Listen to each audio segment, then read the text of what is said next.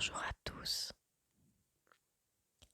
Je suis très contente de vous retrouver aujourd'hui car j'ai prévu de vous lire une très célèbre histoire que personnellement j'aime beaucoup. Il s'agit de Pinocchio. Le livre que je possède contient le texte original de l'histoire. J'espère que vous apprécierez redécouvrir ce grand classique et que ça vous aidera à vous détendre. C'est parti. Il y avait une fois un roi, vont s'écrier tout de suite mes petits lecteurs. Non, mes enfants, vous vous trompez. Il y avait une fois un morceau de bois. Ce n'était pas du bois de luxe, mais une simple bûche, de celle que l'on met l'hiver dans le poêle ou dans la cheminée pour faire du feu et réchauffer la maison. Je ne sais pas comment le fait arriva, mais toujours est-il que ce morceau de bois se trouva un beau jour dans la boutique d'un vieux menuisier qui se nommait Maître Antoine et que tout le monde appelait le père la cerise à cause de la pointe de son nez qui était luisante et rouge comme une cerise mûre. À la vue de ce morceau de bois, le père la cerise devint tout joyeux. De satisfaction, il se frotta les mains et à mi-voix il murmura: Ce morceau de bois arrive à temps, je vais en faire un pied de table. Aussitôt dit, aussitôt fait. Le père la cerise prit immédiatement sa hache la mieux aiguisée et se mit à décortiquer le morceau de bois et à le tailler. Mais au moment même où il allait donner son premier coup de hache, il resta le bras en l'air. Ne venait-il pas d'entendre une toute petite voix qui suppliait: Oh, ne frappe pas si fort! Représentez-vous alors l'ébahissement de ce brave père la cerise. Il promena son regard égaré tout autour de la pièce pour savoir d'où pouvait bien venir cette petite voix. Il ne vit rien. Il regarda sous le banc. Rien. Il regarda dans l'armoire, qui était toujours fermée. Rien. Il regarda dans la caisse au copeau et à la sciure de bois. Rien. Il ouvrit la porte de la boutique pour jeter un coup d'œil dans la rue. Rien de rien. Alors, j'ai compris, dit-il en riant et en se grattant la perruque. Cette petite voix n'a parlé que dans mon imagination. Remettons-nous au travail. Et reprenant sa hache, il frappa un coup magistral sur le morceau de bois. Aïe, comme tu m'as fait mal, gémit la voix. Cette fois, le père la cerise resta pétrifié, les yeux sortant de l'orbite, la bouche béante, la langue pendant jusqu'au menton, à la façon d'une gargouille. Dès qu'il eut recouvré l'usage de la parole, il dit, avec un tremblement dans la voix, palpitant d'épouvante: Mais d'où peut bien sortir cette voix? Qui a dit aïe?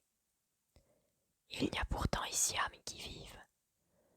Ce n'est pourtant pas ce morceau de bois qui pleure et crie comme un enfant. Non, c'est impossible.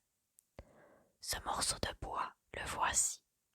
C'est un vulgaire morceau de bois, une bûche comme toutes les bûches, une bûche à mettre dans le feu pour faire bouillir les haricots. Et alors, personne n'a pu s'y cacher. Si quelqu'un s'y est caché, tant pis pour lui. Pour le moment, je continue. Et ce disant, il saisit à deux mains le pauvre morceau de bois et sans pitié le jeta à terre violemment. Puis il se mit aux écoutes pour entendre si par hasard la voix n'allait pas se lamenter. Il attendit 2 minutes, pas de voix. 5 minutes, pas de voix. 10 minutes, rien. J'ai compris, dit-il alors, en s'efforçant à rire et en s'ébouriffant les cheveux. Cette voix qui a dit aïe, c'est moi qui l'ai imaginée. Allons, remettons-nous au travail. Et comme en vérité il avait eu grand peur, il se prit à chantonner pour se donner un peu de courage. Alors, il mit de côté sa hache et prit son rabot pour polir le morceau de bois. Mais pendant qu'il rabotait, la petite voix lui dit, en riant cette fois, « Finis donc, tu me donnes des picotements sur tout le corps. » Le pauvre père la cerise tomba, comme foudroyé sur le cou. Quand il reprit ses sens, il se trouva assis par terre. Il paraissait transfiguré, et la peur avait changé jusqu'à la pointe de son nez. De rouge, elle était devenue bleue.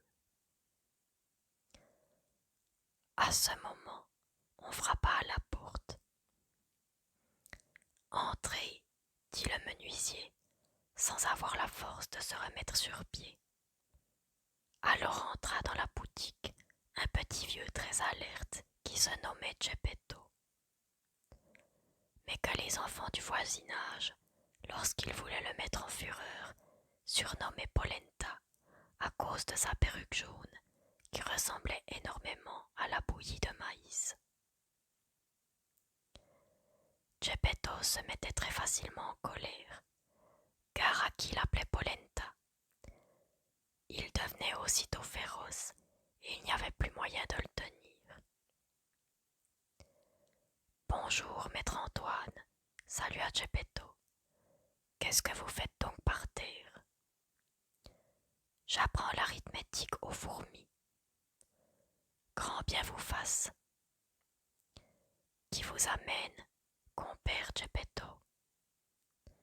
Mes jambes, je ne vous cache pas, maître Antoine, que je suis venu pour vous demander un service.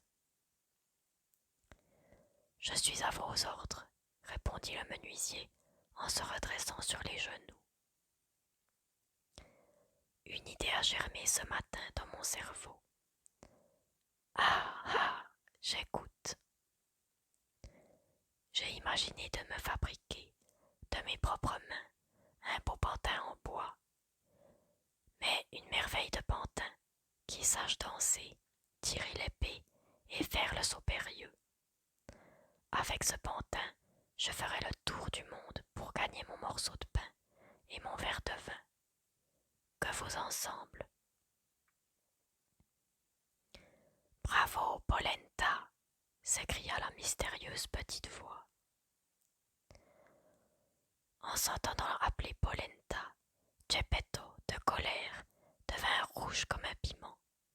Se retournant vers le menuisier, il lui dit furieux. « Pourquoi m'offensez-vous ? » ?»«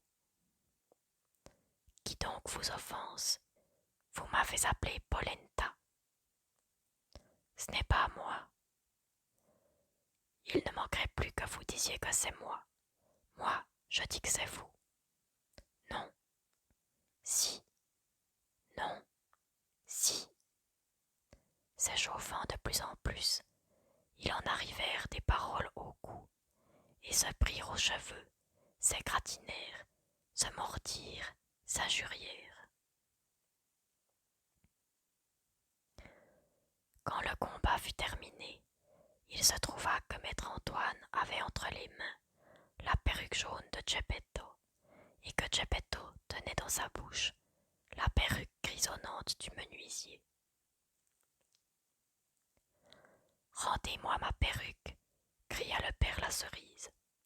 Et vous, rendez-moi la mienne, et faisons la paix. »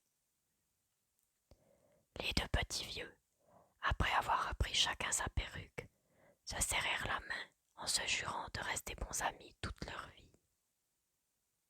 « Donc, compère Geppetto, dit le menuisier, pour sceller la paix, désir attendez-vous de moi? Je voudrais un peu de bois pour fabriquer mon pantin. Voulez-vous me le donner? Maître Antoine, tout joyeux, s'en fut aussitôt prendre sur l'établi le fameux morceau qui lui avait causé tant de frayeur.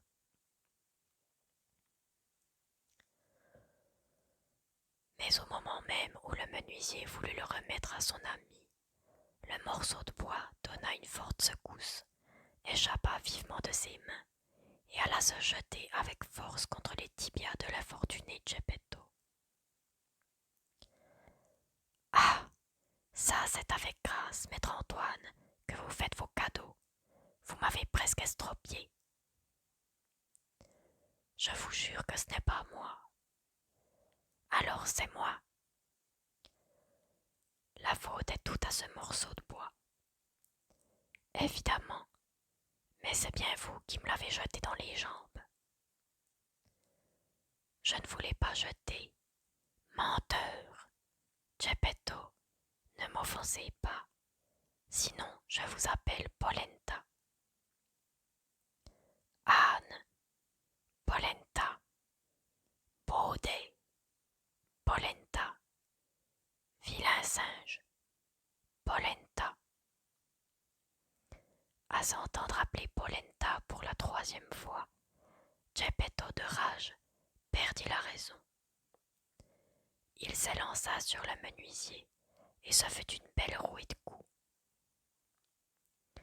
La bataille finie, maître Antoine se trouva avec 2 éraflures de plus sur le nez et l'autre avec 2 boutons de moins à son gilet.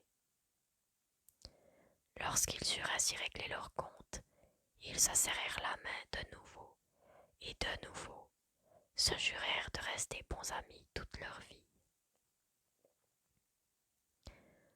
Alors Geppetto prit sous son bras le précieux morceau de bois. Il remercia maître Antoine et se retourna chez lui, clopin-clopant. La demeure de Geppetto se composait d'une petite pièce au rez-de-chaussée. Le jour y pénétrait par une lucarne. Le mobilier ne pouvait pas être plus simple.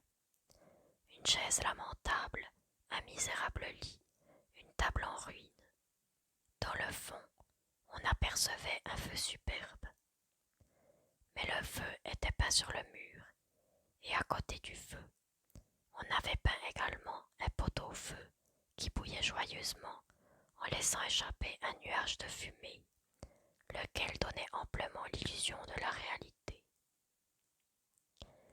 À peine entré chez lui, Geppetto prit à la hâte ses outils et se mit à tailler dans le bois pour fabriquer son pantin. Comment l'appeler? Se demanda-t-il à lui-même. Je l'appellerai Pinocchio. Ce nom lui portera bonheur. J'ai connu une famille entière de Pinocchio. Pinocchio, le père, Pinocchia, la mère, et Pinocchi, les enfants. Et tous se coulaient la vie douce. Le plus riche d'entre eux demandait l'aumône. Quand il eut découvert un nom pour son pantin, il commença à travailler avec courage. Puis rapidement, il fit les cheveux, le front et les yeux. Les yeux terminés, imaginez la stupéfaction de Geppetto en s'apercevant que ses yeux remuaient et le regardaient fixement. En se voyant fixé par ses 2 yeux de bois, Geppetto fut sur le point de se trouver mal.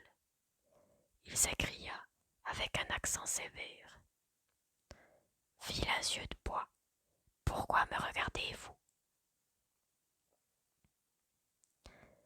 Après les yeux, il fit le nez. Mais, à peine terminé, le nez commença à s'allonger. Et il s'allongea, au point de devenir en quelques minutes un grand nez qui n'en finissait plus. Le pauvre Geppetto se fatiguait à le retailler, mais plus il le retaillait et le raccourcissait, plus ce nez impertinent s'obstinait à allonger. Après le nez, il fit la bouche. La bouche n'était pas terminée qu'elle se mit à rire et à chanter. As-tu fini de rire? Dit Geppetto. Ce fut comme s'il eût parlé au mur. As-tu fini de rire, je répète, hurla-t-il d'une voix menaçante. Alors la bouche finit de rire, mais la langue sortit, démesurément longue. Pour ne pas gâter sa besogne, Geppetto feignit de n'y rien voir et continua son œuvre. Après la bouche, il fit le menton, le cou, les épaules, la poitrine, les bras et les mains. À peine eut-il terminé les mains qu'il sentit sa perruque se détacher de sa tête. Il se retourna et que vit-il? Il vit sa perruque jaune entre les mains du pantin. Pinocchio, rends-moi vite ma perruque. Et Pinocchio, au lieu de rendre la perruque, l'enfonça sur sa tête et resta dessous, à moitié étouffé. À ce geste comique mais insolent, Geppetto se fit triste et mélancolique comme il ne l'avait jamais été de toute sa vie. Se retournant vers Pinocchio, il lui dit: Coquin de fils, tu n'es pas encore terminé, et déjà tu commences à manquer de respect à ton père. C'est mal, mon enfant, c'est bien mal. Et il essuya une larme. Il restait encore à faire les jambes et les pieds. Quand Geppetto eut fini les pieds, il reçut un coup de pied sur la pointe de son nez. Je le mérite bien, se dit-il à lui-même. J'aurais dû le prévoir. Maintenant, il est trop tard. Il prit le pantin sous les bras, le posa debout sur le parquet de la pièce afin de le faire marcher. Comme Pinocchio avait les jambes engourdies et ne savait pas se mouvoir, Geppetto le conduisait par la main pour lui apprendre à mettre un pied devant l'autre. Quand les jambes furent dégourdies, Pinocchio commença à marcher tout seul et à courir. Enfin, il prit la porte, sauta dans la rue et décampa. Le pauvre Geppetto courut à sa poursuite sans pouvoir le rejoindre. Ce pantin de Pinocchio bondissait comme une chèvre. Ses pieds de bois, en battant le pavé de la rue, faisaient plus de bruit que 20 passants en sabots. Arrêtez-le, arrêtez-le, criait Geppetto. Mais les gens de la rue, à la vue de ce pantin de bois qui galopait comme un cheval de course, s'arrêtaient émerveillés à le regarder et riaient, à perdre contenance. À la fin, et par bonheur, un sergent de ville arriva. À entendre pareil tapage, il crut avoir affaire à quelques poulains échappés à son maître. Pour conjurer les accidents, il résolut courageusement de se planter au beau milieu de la rue pour arrêter l'animal. Lorsque Pinocchio aperçut de loin l'agent qui barricadait toute la rue, il tenta de passer par surprise entre les jambes même du sergent de la ville. Mais il échoua. L'agent, sans s'émouvoir une seconde, le saisit par le nez, par son grand nez disproportionné, qui semblait faire exprès pour être attrapé par les agents. Et il le remit entre les propres mains de Geppetto, qui, pour correction, prétendit lui tirer les oreilles. Mais figurez-vous son ébahissement. Geppetto chercha les oreilles sans les trouver, et savez-vous pourquoi? Parce que, dans la fougue de son inspiration, l'artiste avait oublié de les sculpter. Alors, il prit Pinocchio par le cou, et tandis qu'il le ramenait, il lui dit en le malmenant: « Rentrons vite à la maison, C'est là que nous réglerons nos comptes. À cette menace, Pinocchio se laissa tomber et ne voulut plus marcher. Si bien que les curieux et les badauds commençaient à faire groupe autour de lui. Chacun donnait son opinion. Pauvre pantin, disaient les uns. Il a raison de ne pas vouloir rentrer. Qui sait tous les coups qu'il recevrait de ce mauvais Geppetto? D'autres songeaient malicieusement. Avec son aspect de brave homme, ce Geppetto est un véritable tyran pour les enfants. Si on lui laisse entre les mains ce malheureux pantin, il est bien capable de le mettre en morceaux. En somme, on en dit tant et on en fit tant que le sergent de la ville remit en liberté Pinocchio et conduisit au poste l'infortuné Geppetto, qui, ne trouvant pas de paroles pour se défendre, pleurait comme un jeune veau et, à la pensée de la prison, balbutiait en sanglotant. Scélérat d'enfant, et dire que j'ai tant peiné pour faire ce beau pantin, mais j'aurais dû prévoir ce qui m'arrive. Quant à la suite de cette histoire, elle est si étrange qu'on pourrait n'y pas croire. Sachez donc que pendant que le pauvre Geppetto était conduit en prison sans l'avoir mérité, ce garnement de Pinocchio sortit des griffes du sergent de ville, se sauva à toutes jambes à travers champs pour rentrer plus vite à la maison. Dans sa course précipitée, il franchissait les précipices, les haies couvertes de prunelles et les fossés pleins d'eau, avec la rapidité d'une petite chèvre ou d'un levreau poursuivi par les chasseurs. Arrivé devant la maison, il trouva la porte entrebâillée. Il la poussa, entra, et après avoir poussé la targuette, il s'assit par terre et poussa un grand soupir de satisfaction. Mais cette satisfaction dura peu, car il entendit dans la chambre quelqu'un qui fit « Cri, cri, cri ». « Qui m'appelle » interrogea Pinocchio, tout effrayé. « C'est moi. » Pinocchio se retourna et aperçut un gros grillon qui montait lentement le long du mur.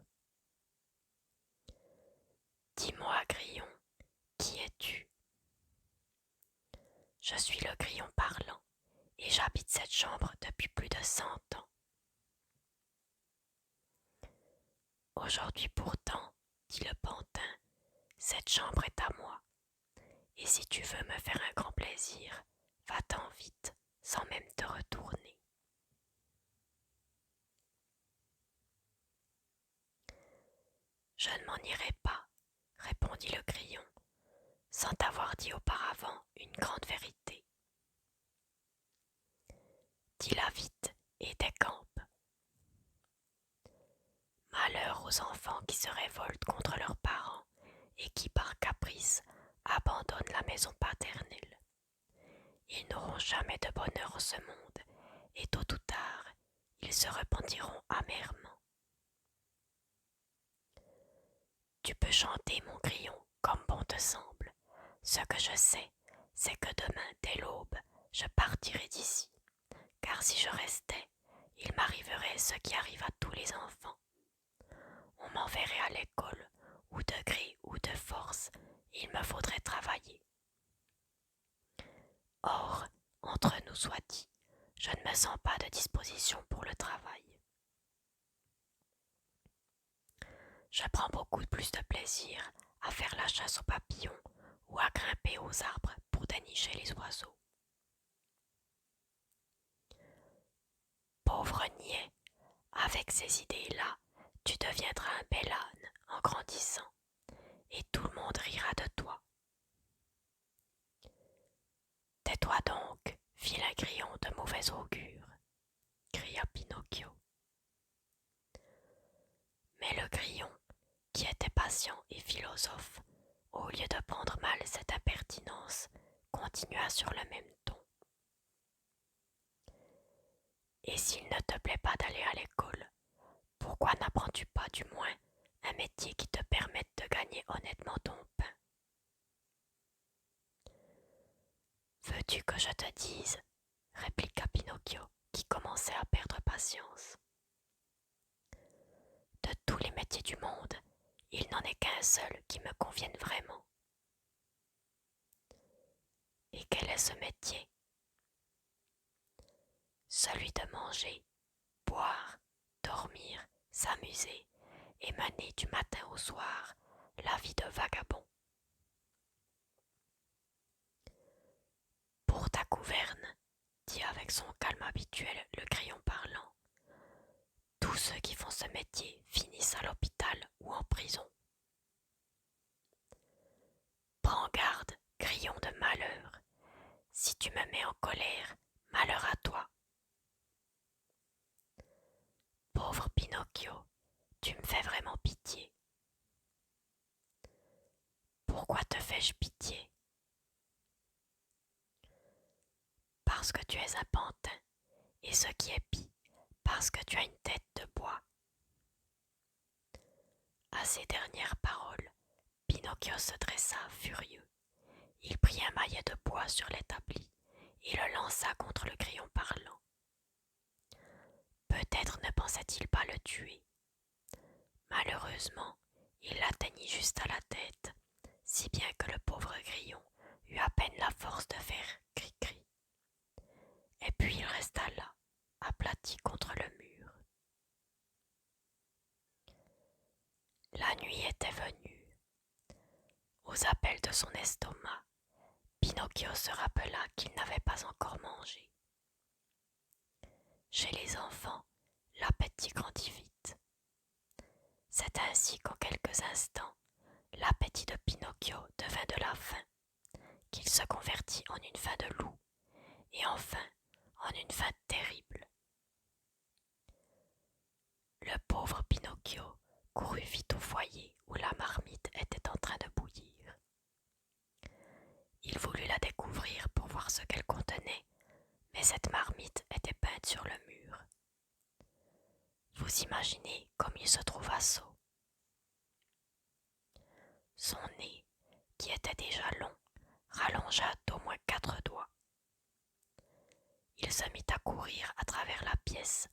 Il fouilla dans toutes les boîtes et dans tous les coins pour trouver un peu de pain. Même un peu de pain sec, une croûte, un os destiné au chien, un reste de soupe moisie, une arête de poisson, un noyau de cerise. Bref, quelque chose à se mettre sous la dent. Mais il ne trouva rien, rien de rien. Pendant ce temps, la faim croissait toujours, et le pauvre Pinocchio n'avait pas d'autre ressource que de bâiller. Il faisait des bâillements si larges que sa bouche arrivait parfois jusqu'à ses oreilles. Après chaque bâillement, il lui semblait que son estomac l'abandonnait. Alors, se lamentant désespéré, il se disait: Le Grillon parlant avait raison. J'ai mal fait de me révolter contre mon papa et de m'enfuir de la maison. Si mon papa était ici en ce moment, je ne serais pas en train de mourir de faim. Quelle vilaine maladie que la faim!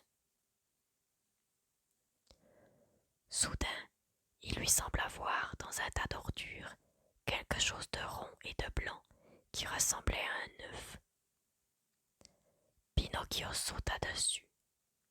C'était bien un œuf. On ne saurait décrire la joie du pantin, il faut se l'imaginer. Croyant rêver, il tournait et retournait l'œuf dans ses mains, le palpait et l'embrassait. En l'embrassant, il disait: Et maintenant, comment vais-je le faire cuire? En ferai-je une omelette? Non, il vaut mieux le faire cuire sur le plat. Pourtant, ne serait-il pas meilleur à la poêle ou tout simplement à la coque? Non, vraiment, le plus vite fait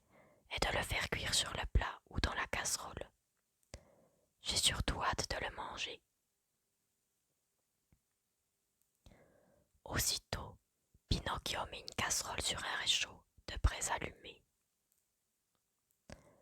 En guise d'huile ou de beurre, il versa dans la casserole un peu d'eau, et quand l'eau commença à fumer, tac, il cassa la coquille de l'œuf et fit le geste d'en verser le contenu dans la casserole. Mais au lieu du blanc et du jaune, il s'échappa de l'œuf un petit poussin allègre et complimenteur qui, lui faisant une jolie révérence, lui dit: Mille remerciements, monsieur Pinocchio, pour m'avoir épargné la fatigue de rompre la coquille. Adieu, portez-vous bien. Tous mes compliments à votre famille. Là-dessus, le poussin ouvrit les ailes et s'envola par la fenêtre ouverte. Il disparut au loin. Cependant, Pinocchio revint de sa stupeur. Il pleura, jeta les hauts cris, trépigna de colère. Tout en pleurant, il disait: Eh bien oui, le grillon parlant avait raison. Si je ne m'étais pas enfui de la maison, si mon père était ici, je ne mourrais pas de faim à cette heure. Quelle vilaine maladie que la faim!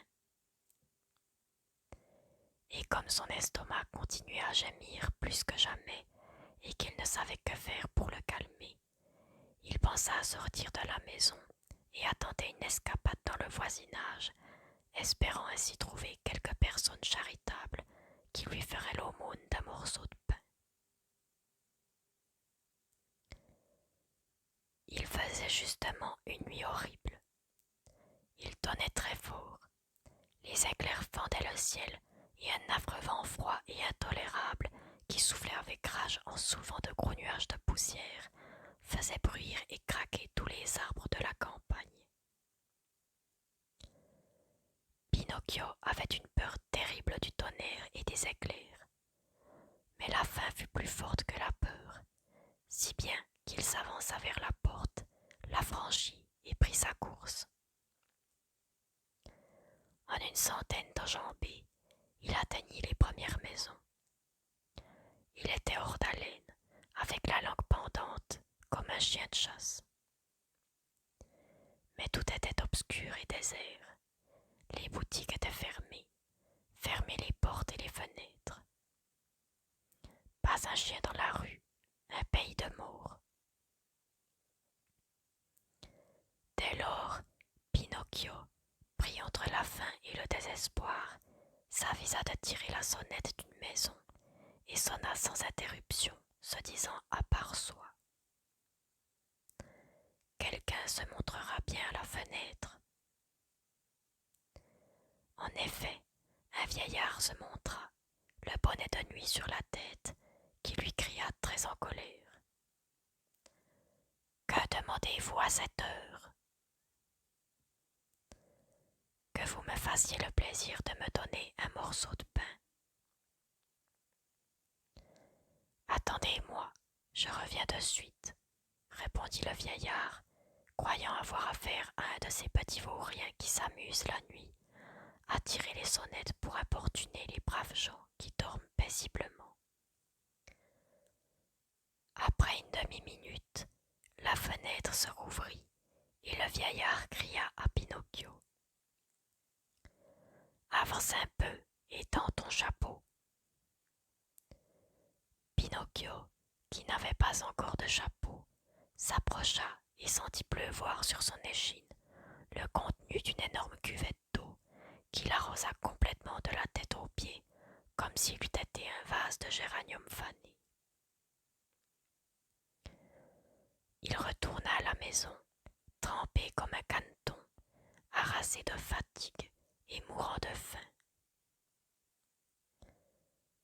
Comme il n'avait plus la force de se tenir debout, il s'assit en appuyant ses pieds ruisselants sur le réchaud plein de braises allumées. Alors là, il s'endormit, et ses pieds, qui étaient de bois, prirent feu. Lentement, lentement, ils se carbonisèrent et tombèrent en cendres. Pinocchio continuait à dormir et à ronfler, comme si ses pieds eussent appartenu à un autre. Finalement, à la pointe du jour, il se réveilla parce que quelqu'un avait frappé à la porte. « Qui va là ?» demanda-t-il en bâillant et en se frottant les yeux. « C'est moi, » répondit une voix. Cette voix, c'était la voix de Geppetto. Le pauvre Pinocchio, qui avait encore du sommeil plein les yeux, ne s'était pas encore aperçu que ses pieds étaient tout brûlés. Aussi, à peine eut-il entendu la voix de son père qu'il sauta de l'escabeau pour courir ouvrir la porte. Mais après avoir chancelé 2 ou 3 fois, il tomba de tout son long sur le parquet. Dans sa chute, il fit le même bruit qu'aurait fait un sac de noix en tombant du 5e étage. « Ouvre-moi » criait toujours Geppetto de la rue. « Je ne peux pas, répondait le pantin en pleurant et en se roulant sur le parquet. Pourquoi ne peux-tu pas? Parce qu'on m'a mangé les pieds. Et qui te les a mangés? Le chat, dit Pinocchio, qui venait d'apercevoir le chat, lequel, avec ses pattes de devant, jonglait avec les débris de bois. Ouvre-moi, te dis-je, insista Geppetto. Sinon, gare à toi. Je ne peux pas me tenir debout, croyez-moi. Je suis bien malheureux. Allez, puisqu'il me faudra marcher sur les genoux toute ma vie. Geppetto, qui croyait que toutes ces jérémiades n'étaient qu'une nouvelle friponnerie du pantin, pensa bien y couper court, et grimpant sur le mur, il rentra dans la pièce par la fenêtre. Oh, il avait bien l'intention de beaucoup dire et beaucoup faire, mais quand il vit son Pinocchio gisant à terre et sans pied, il se sentit attendri. Il le prit aussitôt par le cou, il l'embrassa, lui fit 1000 caresses et maintes cajoleries, et tandis que les larmes perlaient le long de ses joues, il lui dit en sanglotant: « Mon petit Pinocchio, comment as-tu fait pour te brûler les pieds ?»« Je ne sais pas, papa, mais j'ai passé une nuit infernale, croyez-le. Je me le rappellerai jusqu'au cimetière. Il donnait, il faisait des éclairs terribles, et j'avais une faim. Alors le grillon, parlant, me dit: « C'est bien fait, tu as été méchant, tu mérites ce qui t'arrive. » Et moi je lui dis: « Attention, grillon. » Lui continua: « Tu n'es qu'un pantin, et tu as une tête de bois. » Alors moi, je lui lançai un coup de marteau, et il est mort. Mais ce fut sa faute, car je ne voulais pas le tuer. La preuve en est que je mis une casserole sur la braise allumée dans le réchaud. Mais le poussin s'échappa et me dit: « Au revoir et tous mes compliments à votre famille. » Et ma faim augmentait toujours. C'est pour cela que le vieux au bonnet de nuit me dit, en se montrant à sa fenêtre: « Avance un peu et tends ton chapeau. » Et moi, avec ce seau d'eau sur la tête, parce que je lui avais demandé un morceau de pain, ce qui n'est pas une honte, n'est-ce pas, papa? Je m'en revins à la maison, et parce que j'avais toujours une faim terrible, je mis mes pieds sur le réchaud pour me sécher, et vous êtes revenus, et vous me les avez trouvés brûlés. N'empêche que ma faim, je l'ai toujours, tandis que mes pieds, je ne les ai plus. Et le pauvre Pinocchio commença à pleurer et à crier si fort qu'on pouvait l'entendre à 5 kilomètres de là. Geppetto, qui dans ce discours désordonné n'avait compris qu'une seule chose, à savoir que le pantin mourait de faim, sortit de sa poche 3 poires et dit en les lui tendant. Ces 3 poires étaient pour mon déjeuner. Je te les donne de bon cœur. Mange-les et grand bien te fasse. Si vous voulez que je les mange, ayez la bonté de les peler. Les peler, répliqua Geppetto, abasourdi. Je n'aurais jamais cru, mon enfant, que tu eusses le palais aussi délicat. Quelle fine bouche tu fais, c'est mal. Dans ce monde, il faut dès l'enfance s'habituer à manger de tout. On ne sait jamais ce qui peut arriver, on en voit bien d'autres. Vous parlez très bien, reprit Pinocchio, mais je ne mangerai jamais un fruit qui ne soit pas pelé. Je ne peux pas souffrir les pelures. Et ce brave homme de Geppetto sortit un petit couteau et s'armant d'une patience angélique, pela les 3 poires et posa toutes les épluchures sur un coin de la table. Lorsque Pinocchio eut dévoré en 2 bouchées la première poire, il se prépara à jeter le trognon. Mais Geppetto, lui retenant le bras, lui dit « Ne jette donc rien, tout en ce monde peut servir à quelque chose. » Mais vraiment, je ne pourrai jamais manger un trognon de poire, observa le pantin en se tortillant comme une vipère. Qui sait, on en voit bien d'autres, répéta Geppetto sans s'irriter.